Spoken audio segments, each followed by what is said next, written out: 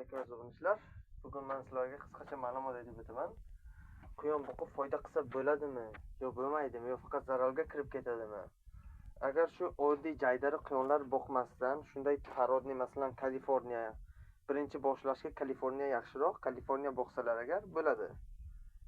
Keyin birinchi boshlashgada keyin bu yana bitta savolni aytib o'taman. Quyon shunday tug'sa agar bolasini shunday qo'l bilan olib ko'radi. Ko'rsangiz agar ko'pchilik odamlar aytadiki, bu bolasini o'ldiradi deydi. Bu gap xato. Baribir shu quyonlar ham o'lik tug'ishi mumkin, lekin bu 4 ta tug'gan, 4 tanasi ham katta bo'ldi. Shunday o'lik tug'ganmi yo'qmi deb qarab ko'rish uchun hammasini ushlab ko'rish kerak. Yo nima uzun narsa bilan ko'rish kerak uni. Keyin quyon haqida foydali ma'lumotga kelsa agar, masalan shu quyonlar ham 5 tadan 10 tagacha, 11 tagacha tug'ganda meniki ham eng kami 10 ta tug'gan. Bilmadim bu safar bu 4 ta tug'di lekin. 10 ta tug'gan taqdirga ham 100 mingdan sotsak ham 1,5 oylik qilib 1 million. Har 3 oyda 1 million daromad qilyapti bu. Bo'lmasa 10 ta shunday ayol quyoningiz bo'lsa-yu 1 milliondan 3 oyda 1 yillik foydangiz qancha bo'lib ketadi? Hisoblab ko'ring. 10 ta ayol quyon qilsangiz. O'zi 3 tasi 1 oylik qilib sotsangiz agar shunday, masalan, mana shunday kattalari mana shunday yoki bunday 6-7 oylik qilib sotsangiz agar 500 ming, 600 mingga sotishingiz mumkin. Maydaligida sotmoqchi bo'lsangiz shunday 100 ming, 150 ming pul bo'lyapti. Kattaroq qilib sotsangiz bu yana ko'proq pul bo'ladi. 10 ta quyoningiz bo'lsa shunday foydaga chiqishingiz tezroq. Keyin maslahatim birinchi boshlashga yo Hikol quyon olish kerak yo Kaliforniya. Chunki mana shunday strakaj olsangiz agar yo strakajmi Flandermi Velikanmi boshqalarda bular nozik quyon bo'ladi, tez kasal bo'lib qolishi mumkin. Buni nimasini qilib turish kerak, vaksinalarni nimasiga qarash kerak. Bu Kaliforniyalarni joni qattiq bo'ladi. Uncha-munchaga nima kasal bo'lmaydi-da bular.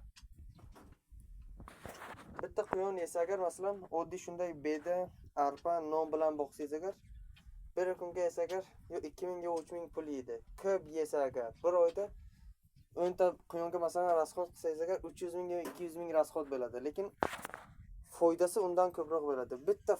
Bitta quyonning foydasi 1 yillik ovqatiga yetadi-da deyarli. Masalan bitta quyon 10 ta tug'sa 1 millionga sotsangiz agar 100 mingdan 1 oylik qilib oyiga 200 ming yeyotganga ham 5 oyga yetadi, lekin 100 mingdan ham kam yeydi. Shunday budjetli narsalar bilan boqsangiz agar. O'zini ko'rmasiga keladigan bo'lsa agar, o'zini ko'rmasa tezroq katta qiladi quyonni. Masalan, shuncha gavda quyon, hozir bu 4 oylik. Shuncha gavda bo'lsa agar, ularga 2,5-3 oyliklariga bo'ladi shuncha gavda. Yemini ham foydasi bor, lekin ko'pchilik yem bermaydi, yem qimmatli qiladi.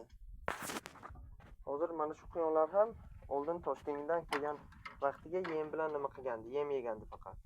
Hozir bedaga asta-sekinlik bilan o'rganyapti. Bu ham shunday edi, yem yergan. U uyiga endi. Shu erkak quyon ham shunday edi. Mana shuni men bitta o'zim olgandim. Bozordan chiqib olgandim buni. Junlari to'kilgan holda edi. Bu Yevrokalif bo'lib chiqdi. Shuni lekin kelgandan beri beda edi shu quyon. Mana qarang.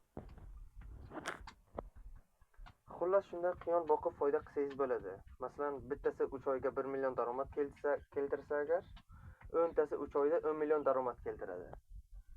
10 oyning ichida 1 millionini rasxod qilasiz, 9 millionni toza qoladi o'zingizga. Foydaga chiqsangiz bo'ladi quyon boqib. Prosta quyonlar sal nozikki, sal kasal bo'lsa agar o'lim ehtimoli nimasi ko'proq ehtimolli. Masalan, mana shu quyonlarni ham sotuvda. Kimga kerak bo'lsa agar aloqaga chiqaveringlar. 4 ta bolachasi. Bitta Shaxtyor bergan, 3 ta Kaliforniya.